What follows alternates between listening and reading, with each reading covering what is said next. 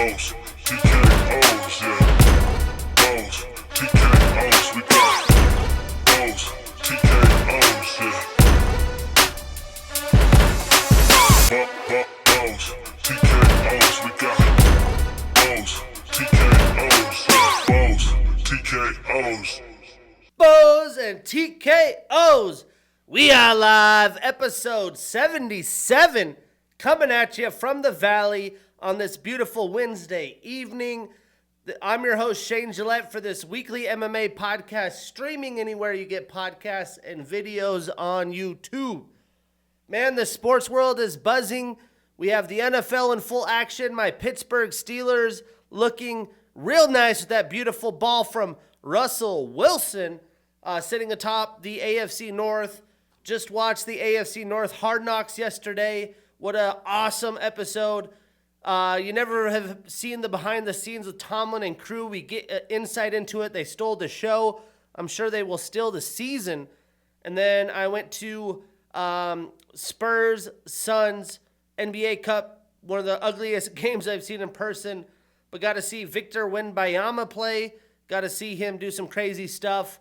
But let's jump in and talk MMA. We have some fights that have been announced. We have William Gomez and Hyder Emil on that March 1st card, as well as Cody Brundage and Ultimate Fighter alum Ryan Loder.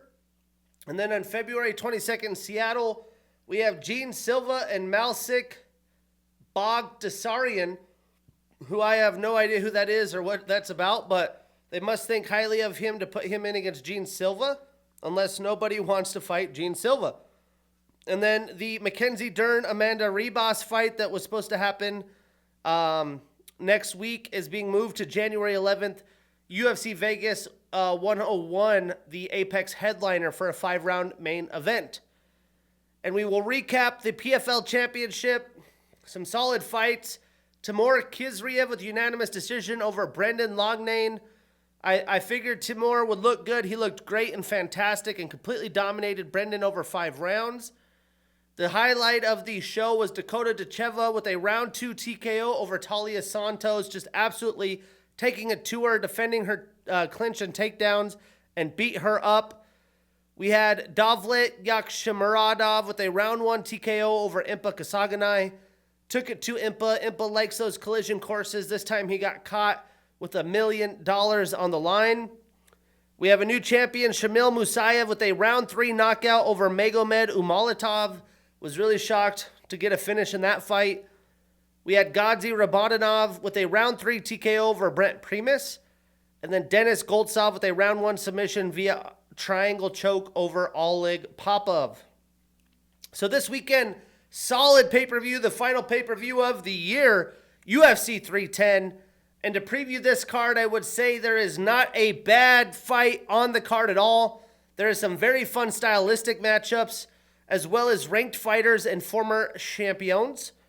It is a bummer that we will probably never see Nick Diaz back in the octagon. He was supposed to fight Vicente Luque here. That would have been some fun buzz. But there are some short notice fights that are good here. The main card, no doubt, will deliver and is worth the pay-per-view price. Plenty of action in store on previewing this pay-per-view at an 8 out of 10. And we're not skipping any fight. I told you all the fights are good. We're going to kick it off in the early prelims, which, let me get the start times real quick. I believe it's just normal pay-per-view times. But we have the early prelims kicking off at 4 p.m., 3 p.m. Pacific. The prelims at 5 p.m. Pacific on ESPN2, and the main card ESPN Plus pay-per-view. In the early prelim, we have Kennedy, the African Savage, and Shekwaku, 32 years old with a 13-5 record, taking on Lucas the Bull Bresky, 32 years old with a 9-5-1 record. Now, Lucas was supposed to fight Contender Series alum making his UFC debut, and now he's fighting a stud fighter new to the heavyweight division who's looking to make moves in his prime at 32 years old. And Lucas has struggled against the up-and-coming fighters, and now he gets a long and skilled striker. Breaking it down, Kennedy is a 2-time Contender Series alum. He's an LFA alum. He's on a 1-fight winning streak, which was his heavyweight debut, and he is 4-3 since 2022. 9 of his 13 wins are via knockout. Now, Lucas is a Contender Series alum. He's on a 1-fight losing streak. He is 1-3 in the UFC, and 5 of his 9 wins are via knockout. I do think this will be a dog fight, as Bresky's desperate and he needs to get things going, although against stiff competition on short notice. I do think there will be risks taken in this fight, shots thrown, and I think the longer, more skilled striker in Shekwaku is going to prevail. For that reason, I'm taking the African Savage. We are putting him on that parlay. We marking that ish down, and we getting that bread. Moving on. We have Chase the Dream Hooper, 25 years old with a 13-3-1 record, taking on Clay the Carpenter Guida, 42 years old with a 38-21 record. Now, both of these men actually had gone after it in a grappling match where Chase won on the Fight Pass Invitational via a calf slicer. But now one of the true OGs of the UFC and Clay Guida is going to face off with one of the more young rostered fighters. He was I believe the youngest until Raul Rosas. And he's coming into his own as a striker. He's starting to fill in his body. And Clay is struggling against quality competition. You know, he's in his 40s. I do think the young Hooper isn't going to be an easy defeat, as he should eliminate the wrestling threat that Guida provides. And Clay should be retiring anytime now. Who knows when? Breaking it down, Chase has a black belt in BJJ. He's a Contender Series, Island Fights, and Titan FC alum. He's on a 3-fight winning streak, is 4-1 since 2022. 7 of his 14 wins are via submission, and he does have a 4-inch reach advantage and a 3-inch leg reach advantage. Now, Clay is an orthodox fighter. He trains at a Team Alpha Male. He has a black belt in BJJ and Gado Jitsu. He's a King of the Cage and WEC alum, as well as a Strike Force alum and former champion. That's how far back he goes. He had the 2007 Fight of the Year against Roger Huerta, the 2009 Fight of the Year against Diego Sanchez, which is inducted in the UFC Hall of Fame, one of the best fights out there of all time. He has the most control time in UFC lightweight division history, with over 2 hours, 6 minutes, and 34 seconds. He has the most top position time in UFC lightweight division history, 1 hour, 29 minutes, and 44 seconds. He's tied with Jorge Masvidal, Angela Hill, Courtney Casey, Paul Felder, and Angela Lee for the most split decision losses in UFC history with 4. And he has the most split decision bouts in UFC history at 8. He's tied with Jeremy Stevens and Andrei Arlovsky for most losses in UFC history at 18. He's on a 2-fight losing streak, is 1-3 since 2022. 14 of his 38 wins are via submission, and 11 of his 24 losses are also via submission. So to submit or be submitted. Now, I have loved me some Clay Guida in the UFC. His walkouts, his energy are so much fun to watch. At this point in his career, though, I don't see him outstriking the younger and longer Chase, and I really don't see him being able to grapple and submit him either. I'm hoping retirement follows or is very soon for Clay, but we got to enjoy the guy while he still has some fight left to offer and has anything left in the tank. I'm excited to see how it goes down, what Clay can do, but I am taking Chase Hooper. We are putting him on that parlay. We marking that ish down, and we getting that bread. Man, I'm hyped for Saturday. I get to do a little bit of golfing in the Diamondback Stadium. You got college football going on. ASU here locally is in the Big 12 Championship. You got the Grizz, University of Montana in the playoffs. So much to watch outside of the UFC before this awesome pay-per-view. But let's kick it off, keep going in the early prelims. We have Michael Maverick Chiesa, 36 years old with a 19-7 record, taking on Max Payne Griffin, 38 years old with a 20-10 record. Now, this is an evenly matched fight between two veterans. Although I know that Michael has a ton of skills, I'm very curious if he's more serious about being on the desk for UFC than in the octagon fighting, although he's only 36. With that being said, I do think this is a winnable fight against a solid veteran who has solid wins, but Max lacks quality names on his resume, and Chiesa could be a nice addition, so I'm sure Max is stoked for this fight, but he's fought to 3 close split decisions in his last 4 fights, so anything is possible. Breaking it down, Michael has a wrestling style, obviously, a southpaw fighter with a brown belt in BJJ. I've been watching him since his Ultimate Fighter days. He was the Tough 15 winner. He has the fewest strikes absorbed per minute in UFC welterweight history at .88. He has the most submission losses by Darce choke in UFC history with 3. I saw him in person in Salt Lake get Darced by Kevin Holland. He's on a 1-fight winning streak, but is 2-3 since 2021. 11 of his 17 wins are via submission. 5 of his 7 losses are also via submission. So to submit or be submitted. Now, Max has a first-degree black belt in kickboxing, a black belt in Bok Fu. He's a tough alum. He's on a 1-fight winning streak. He's 2-2 since 2022, and 9 of his 20 wins are via knockout. Now, personally, I do think that Chiesa is going to leverage his wrestling and grappling. Would be shocked if he didn't, and that will be his path to victory. It should be a close tit-for-tat striking fight, and whoever has more gas in the tank later in the fight going into round 3 is probably going to win a close decision fight, maybe another split decision. I don't think either fighter has looked great as of late, and they need all the momentum they could get at this point in their careers, so it should make for a great scrap and provide some life in the UFC, so to speak. But I am taking Michael Chiesa. I am avoiding this on any parlays. Moving on, we have Cody Custom-Made Durden, 33 years old with a 17-6-1 record and the number 14 next to his name, taking on Joshua the Fearless Van, 23 years old with an 11-2 record. Now, this is a fun fight. I think we're going to continue to see the growth trajectory and how capable Joshua is against a veteran who is full of confidence and is down to bring the fight. Joshua is also down.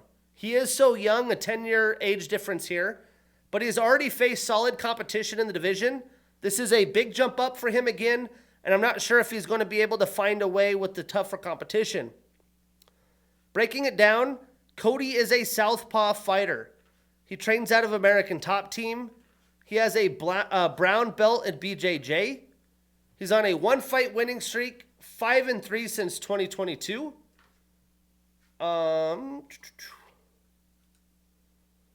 6 of his 17 wins are via knockout, 6 via submission. So 12 of his 17 fights are via finish.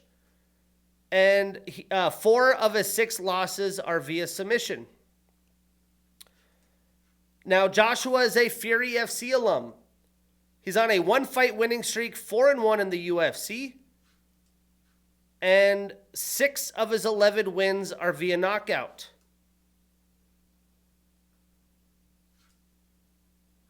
Oops, sorry, I'm trying to get the odds while I'm doing this. Now, looking at it, Joshua, obviously a solid grappler, but lives off his boxing. I do think he's going to be more technical than what the striking attack and arsenal that Cody brings. But Cody has really good quality grappling and improved striking. He's in his prime. He's the best version of himself. And I think that Cody is going to try and stand with the younger Van to try to be kind of more of a fan favorite fighter. He got a lot of good momentum on that quick win, but he will mix in takedowns to get a win and control Joshua and maybe tire him out. But if Joshua can defend those takedowns, it will be really interesting to see how this striking plays out. But I do think that Cody's too well-rounded. He's peaking right now, while Joshua obviously has years to grow and improve. Joshua is the favorite, but I'm taking an underdog. I'm taking Cody Durden. I'm avoiding him on any parlays, but Michael Chiesa is also an underdog, so we got some dogs coming to eat. Also, still in the early prelims, we have Eric "Ya Boy" Anders 37 years old with a 16-8 record, taking on Chris the All-American Weidman, 40 years old with a 16-7 record. Now, this fight was supposed to happen at MSG previously. Anders got sick the day of the fight or something like that, and then it got postponed. But this is a fun, stylistic matchup, and it should deliver for the fans. Both fighters are well-rounded. You know, Chris is improving, it seems like, although at 40, since he's returned from all those injuries. But he's got to be close to retirement.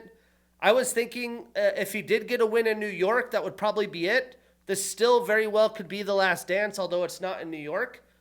But Eric's looking to stack up wins to keep his UFC roster spot and continue to get meaningful fights and not fight in purgatory in the division. So I do believe there's a ton on the line for both men here. Breaking it down, Chris has a black belt in BJJ. He trains at a Serra-Longo fight team. He has a D1 wrestling background at a Hofstra. He was a two-time All-American. He got 6th in the 06 championships and 3rd in 07. He's the former UFC middleweight champion with 3 successful title defenses. That is not easy to do. He had the 2013 upset of the year against Anderson Silva. Again, knockout of the year. Massive moment for him in his career. He has the most takedowns landed in UFC middleweight division history with 43. He was the 2011 Newcomer of the Year, 2013 Fighter of the Year. He's a Ring of Combat alum and former champion with 1 successful title defense. He's on a 1-fight winning streak, 1-1 since 2022. 6 of his 16 wins are via knockout, 4 via submission, so 10 of his 16 wins have come via finish, and 6 of his 7 losses are via knockout. He also does have a 3-inch reach advantage. Now, Eric has a kickboxing and BJJ style. He's got a brown belt in BJJ. He trains here in Phoenix at a Fight Ready MMA. He played college football at Alabama as a linebacker. He won the BCS National Championship for college in 2009 with Alabama. And he's also had short stints at the NFL and CFL as a football player. He's a Bellator and LFA alum and former champ. He's on a 1-fight winning streak, 2-2 since 2022. And 9 of his 16 wins are via knockout. Now, both men have relied on their grappling and wrestling for wins lately, so it will be interesting to see who has the advantage here. You know, Chris in his prime, I'm not betting against him, but at 40 years old, it'll be interesting. I am going to assume that Anders, as a younger and still very powerful fighter, will have some advantages. But the longer the fight goes, it will be interesting to see who the fresher fighter is. Both men have battled to decisions. Chris didn't look very good, in my opinion, against Brad Tavares. So I do think that Eric, you know, if he is a little creative with his striking, could do enough. Chris struggled against Bruno Silva as well, who isn't as good as Eric. So this should be a very close back and forth affair. But if Chris can get that leg kick, the lower calf kick going, and piece up Anders that way, that could be a good path to victory. It's a coin flip fight on the odds, but I'm taking your boy, Eric Anders, but I'm avoiding this on any parlays. I mean, that's better than some of the fight night cards we've had, let alone we're just now in the prelims, where we have Randy Rude Boy Brown, 34 years old with a 19-5 record, taking on Brian the Butcher Battle, 30 years old with a 12-2 record. Now, what a matchup this is. We get 2 very long and skilled strikers, just really good welterweights in their primes. I love when we get 2 fighters in their prime window going at it. We have a lot of that on this card. And it shows how deep and talented the welterweight division is. These guys on like the 20 to 25 ranking. But Brian has been on a tear. I do think he is dramatically improved since his days in The Ultimate Fighter, where I began watching him. And Randy is coming into his own. He's looking to continue to climb and fight in the rankings. And I do think he's the best version of himself today. Breaking it down, Randy has a black belt in BJJ. He's a Ring of Combat alum and former champion with 2 successful title defenses. He's on a 3-fight winning streak, 5-1 since 2022. 7 of his 19 wins are via knockout, 5 via submission. so 12 of his 19 wins via finish, and he does have a 3-inch leg reach advantage. Now, Brian is an Ultimate Fighter alum. He's on a 3-fight winning streak, 5-1 since 2022. 5 of his 11 wins are via submission, 4 via knockout, so 9 of 11 via finish. Now, Brian has really impressed the MMA world, very much including myself. He was one of the last picks in the Ultimate Fighter house, and now is full of confidence in rounding out his skills. Brian has been finishing his opponents, while Randy is kind of fighting to point fighting to decisions. But both men are decent in the clinch. They don't look to take down their opponents very much in grapple. I do think Brian will have the power advantage, but Randy will have the technical advantage.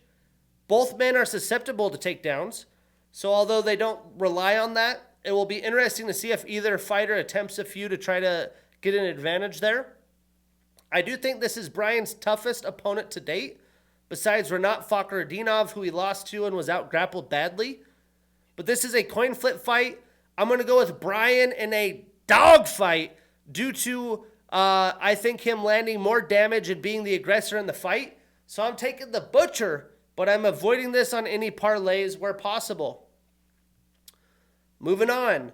We have this. The fact that this is in the prelims, honestly, I think is a little bit of slap in the face to both men.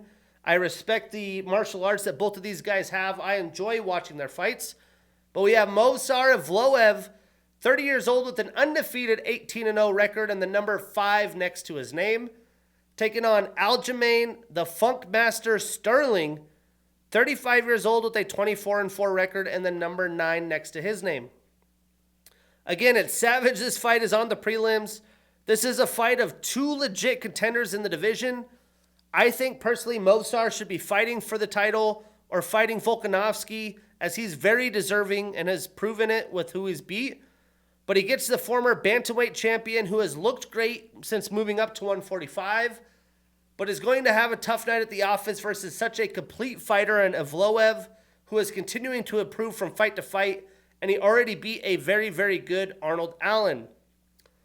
Breaking it down, Movsar trains out of American Top Team. He's a master of sport in Greco-Roman wrestling. He's an M1 alum with 2 successful title defenses. Those M1 alums that come over are savages. Obviously undefeated on an 18-fight winning streak, 3-0 since 2022. So hasn't been super active. I think it's hard for him to get fights. Meanwhile, Aljo trains at a Serra Longo fight team. He has a black belt in BJJ. He has a D3 wrestling background out of Cortland. He's the former bantamweight champion with 3 successful title defenses. Again, one of the best. I think that's the bantamweight record. But to have more than 2 is very impressive. He has the most consecutive title defenses in UFC bantamweight division history with 3. The most wins in UFC bantamweight division history at 14. He's tied with Dominic Cruz for the most wins in UFC WEC bantamweight division history with 14. He had the 2018 Submission of the Year against Cody Stamann, and he was the 2022 Comeback Fighter of the Year. He's a Ring of Combat alum and former champion, Cage Fury alum and former champion, and he had 3 successful title defenses at Cage Fury. He's on a 1-fight winning streak, 4-1 since 2022. 8 of his 24 wins are via submission. 2 of his 4 losses are via knockout. And he does have a 3-inch leg reach advantage. Now, I think this is one of the fight of the nights, personally. I think that most of this fight stays standing. I do like Movsar's abilities there more than Aljo's. Movsar is going to put a very high volume pace on Aljo as well. And I'm not sure if Aljo is going to be able to last with that for 15 minutes, as he did show that he was slowing down later in the Calvin Kattar fight and didn't do great late in his fights against Petr Yan. You'd think he'd do better moving up to 145, but he's gotten so big he is cutting weight. I do think both men have success offensively wrestling if they choose, but I doubt they hold each other down and submit each other. A win here puts both men right in the mix of title contention, but I'm saying Movsar Evloev stays undefeated. I am taking him on my parlay. We marking that ish down, and we getting that bread. Moving on. We have Vicente the Silent Assassin Luque, 33 years old with a 22-10-1 record and the number 14 next to his name, taking on Themba the Answer Garimbo, 33 years old with a 14-4 record. Now, this is a big step up for Themba, but he is in his prime window. He started pro fighting at a little bit of an older age, but he showed how capable he is in the Nico Price fight. Vicente of late really looks good or really doesn't look good at all. I think in this fight he will have the confidence to kind of get that normal striker and fighter confidence back like he did against Rafael dos Anjos. But Themba's best chance in this fight is by knocking him out, as Vicente's been finished twice in his last 3 fights. Breaking it down, Vicente trains out of Kill Cliff FC. He has a black belt in BJJ and Luta Livre. He's a Jungle Fight and Ultimate Fighter alum. He has the most Bravo choke submission wins in UFC history at 4. He's on a 1-fight losing streak. He's only 1-3 since 2022. 11 of his 22 wins are via knockout, 8 via submission, so 19 of his 22 wins via finish. Now, Themba is a Fury FC alum. He's on a 4-fight winning streak, 5-1 since 2022. 6 of his 14 wins are via submission, and 2 of his 4 losses are also via submission. So to submit or be submitted. He is also rocking a 5-inch leg reach advantage. I do assume Vicente is going to try and make this his style of fight, where he looks for takedowns to get his BJJ going and attack Themba's weaknesses. But if the fight stays standing, I do think Themba is going to have an opportunity if he continues to come forward, gets in Luque's face, and put him on his back foot. If he just stands and trades, it should be fairly even, but I'm giving Themba the speed advantage as well. This is a fight Vicente can't lose, in my opinion, in his prime. I do believe all the pressure's on him, but I think he welcomes it. For that reason, I'm taking the underdog, which is a little surprising to me. I'm taking Vicente Luque. We are putting him on that parlay. We marking that ish down, and we getting that bread. Another dog coming to ooh. And we are still here in the prelims, the last prelim fight. We have Dominic the Devastator Reyes, 34 years old with a 13-4 record, and the number 12 next to his name, taking on Anthony Lionheart Smith, 36 years old with a 38-20 record, and the number 12 next to his name. Crazy is only 36 and has 58 pro fights. And just what an awesome dude. I've mentioned this a few times, but meeting him and chatting him up for a solid half hour or more in Miami. That's what I love about the UFC, just normal, regular dudes, good guys. But this fight is very intriguing because Dominic looked like he was washed post the John Jones fight, but he showed life and power in his last win against a very good Dustin Jacoby. And Anthony hasn't fared very well of late, besides that quick, kind of lucky guillotine against Vitor Petrino. And then he had the split decision win against Ryan Spann in the rematch. I do think that Dominic is going to bring the fight to Anthony, much like Roman Dolidze did, and is going to be too powerful and strong for Lionheart. The longer the fight goes, the more it maybe will favor Smith, but I think he's going to be able to, I don't think he's going to be able to outpoint Dominic in the striking that he likes for 10 minutes to win the first 2 rounds, unless he catches him getting overzealous or finds a submission opportunity like he did against Petrino. Breaking it down, Dominic is a southpaw fighter. He has a blue belt in BJJ. He had a stint in the CFL for football. He's a King of the Cage and LFA alum. He's on a 1-fight winning streak, 1-1 since 2022. 8 of his 13 wins are via knockout, and 3 of his 4 losses are via knockout. So to knock out or be knocked out. Now, Anthony trains out of Factory X. He has a black belt in BJJ. He's a Strikeforce Bellator, RFA alum, and Cage Fury alum, where he was a former middleweight champion. He's on a 1-fight losing streak, 2-4 since 2022. 20 of his 38 wins are via knockout, 15 via submission. So 35 of his 38 wins are via finish. Got to give him credit there. And 11 of his 20 losses are via knockout. So as well to knock out or be knocked out. Now, what added to some intrigue to the Dominic Reyes story, because he kind of went MIA for a while, is when he was on the MMA Hour, he mentioned a lot of personal life issues and, issues in his circle, close circle, that kind of bogged him down and really didn't help him come clear for fighting. It seems like he's in a better place, maybe kind of reborn. I think he will get a finish here, but Anthony is no slouch. He has a high MMA IQ and still fights at a very high level. But I'm taking Dominic Reyes. I am avoiding this on any parlays where possible. Jump starting the main card. Whoo-wee, do we got a fight here. We have Nate the Train Landwehr, 36 years old with an 18-5 record, taking on Duho the Korean Superboy Choi, 33 years old with a 15-4-1 record. Now, this fight kicking off the main card is set up here for one reason, and that is because stylistically, this is going to be an absolute train wreck and guaranteed violence. The Korean Superboy is in his prime after 4 years off and is looking to make a statement in the division.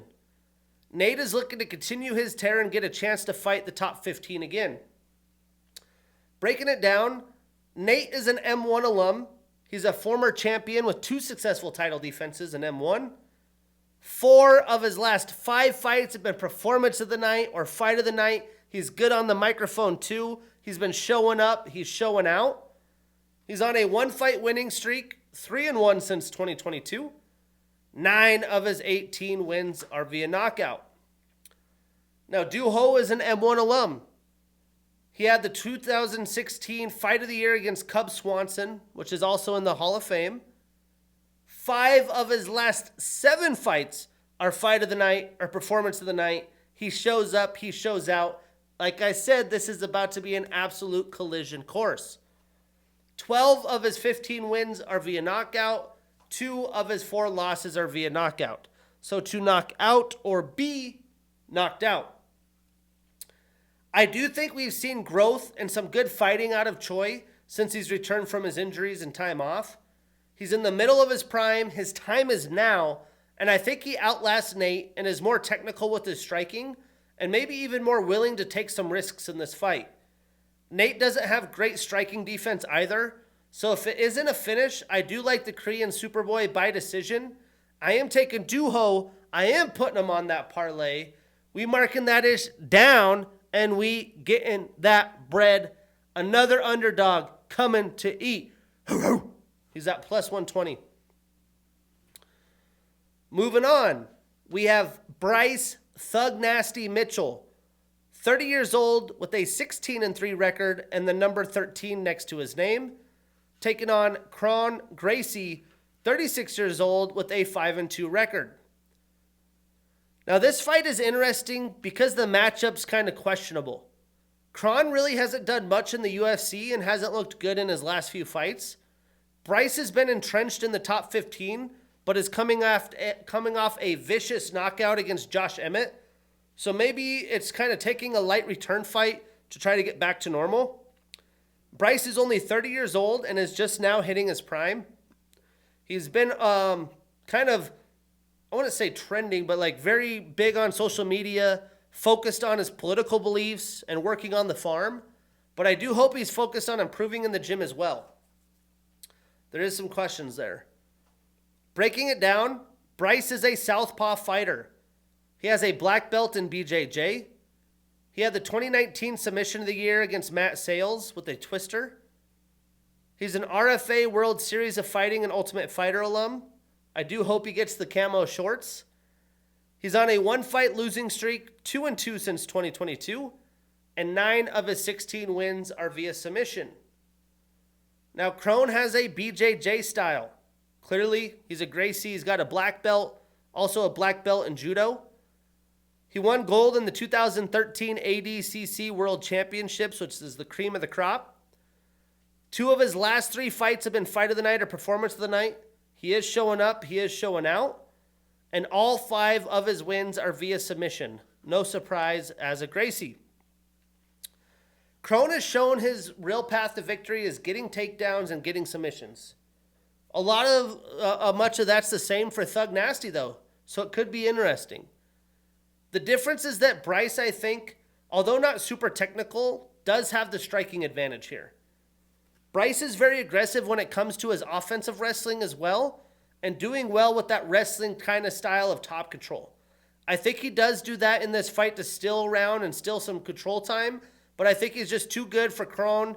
I don't think this fight should have been matched up, so I'm taking Thug Nasty. We are putting him on that parlay. We marking that ish down, and we getting that bread. Moving on to the big old heavyweights. These last 3 fights are absolutely fantastic. We have Cyril Bongamin Gain, 34 years old with a 12-2 record and the number 2 next to his name, taking on Alexander Drago Volkov, 36 years old with a 38-10 record and the number 3 next to his name. I always say when it comes to rematches, there's a little bit of a mental aspect to it. If you had won the first fight, you're going to have some sort of confidence, but hopefully you don't take that confidence too much and don't take your opponent seriously. And I'm sure Cyril is definitely feeling himself as he beat Volkov in all 5 rounds in their first matchup. Gain mixed in some takedown attempts a few years ago when they first fought. And although he wasn't successful, his coach even hinted on the embedded of him maybe doing that again this fight. Volkov is full of confidence and is hitting his stride. Although he's been in so many fights, Volkov has lived off his length, but he's not going to have that advantage against Cyril.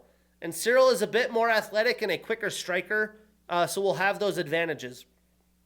Breaking it down, Cyril trains out of the MMA factory. He's the former interim UFC heavyweight champion. 3 of his last 5 fights have been performance of the night or fight of the night. He's really fun to watch. He shows up, he shows out. He was the 2021 Breakthrough Fighter of the Year. He's on a 1-fight winning streak, 2-2 since 2022, and 6 of his 12 wins are via knockout. Now, Volkov has a brown belt in Kyokushin Karate, a black belt in BJJ.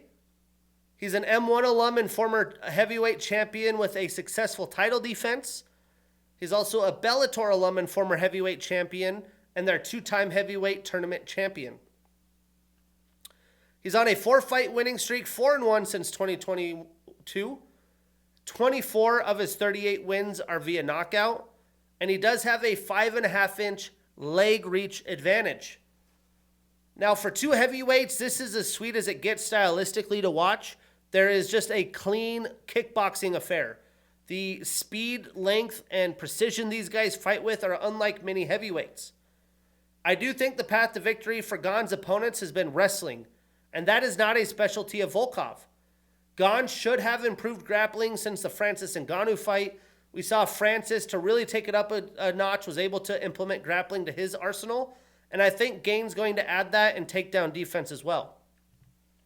The real worried for Gane is how serious he is in the gym right now. Is he perfecting his craft, or is he worried about the Netflix show, which I watched? It was decent. But he's in his prime. I expect him to have too good a footwork and to be too fast for Volkov in a back-and-forth point fighting showdown. This is going to be fun to watch. I am taking Cyril Gane. I am putting him on that parlay. We marking that ish down, and we getting that bread. Moving on to the co-main event, the undefeated showdown. We have Shavkat Nomad Rakhmonov, 30 years old with an undefeated 18-0 record and the number 3 next to his name, taking on Ian the Future Machado Gary, 27 years old with an undefeated 15-0 record and the number 7 next to his name. Now, there is a reason no one wants to fight Shavkat, but Ian did step up to the bill. I think both of these guys have had opponent issues, and now they get to fight each other. And I'm all for it. I think that Ian in a few years maybe have a better chance. I just don't see him avoiding the takedowns and the pressure of Rakhmonov today. He's the closest thing to Khabib Rakhmonov is when you mix in the power striking and the grappling control. It's just beautiful. It's smothering. Both of these men have also trained together, which makes things even more intriguing. I think Ian kind of has hinted to what Shavkat has said, that he tapped him out in training, but it's training. There's some, light technical sparring videos out there as well. But these guys have come a long way since then. Breaking it down, Shavkat trains out of Killcliff FC.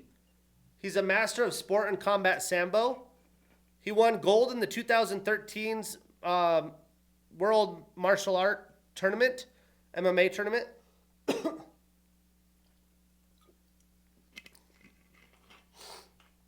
He's an M1 alum and former champion with 1 successful title defense. And 3 of his last 4 fights have been fight of the night or performance of the night.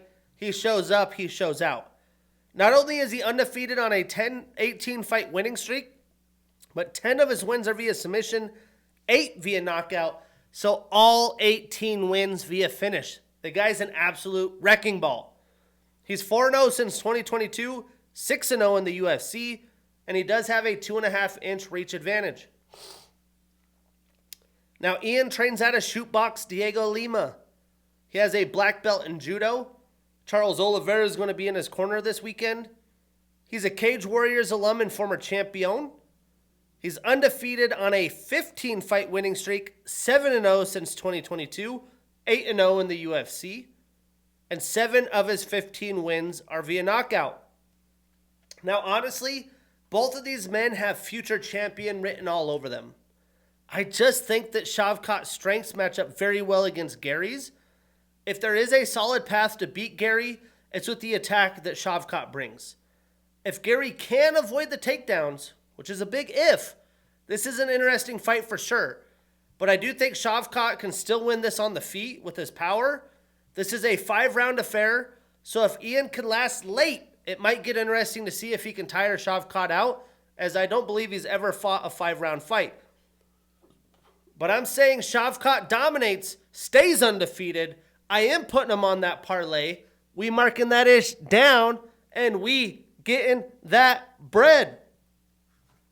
Moving on to the main event. Not often in a loaded pay-per-view do you see flyweights headlining, but if one man has deserved it, it's Alexandre, the Cannibal Pantoja.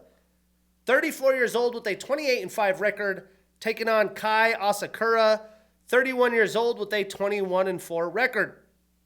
Now, for me to put it simply, I just don't think many fighters can come from other promotions that lack the quality and depth of fighters that the UFC has and come beat the best that the UFC has to offer.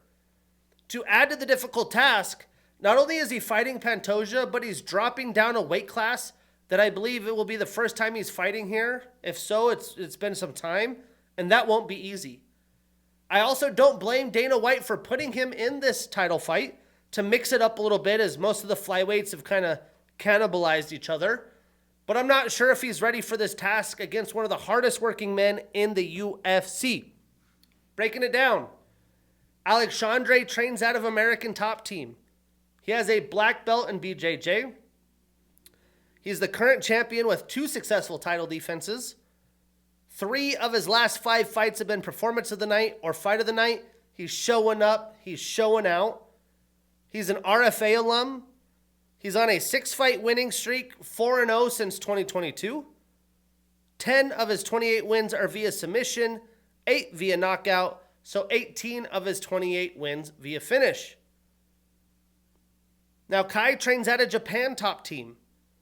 He's a risen bantamweight champion 2 times. He's on a 2-fight winning streak, is only 2-0 since 2022.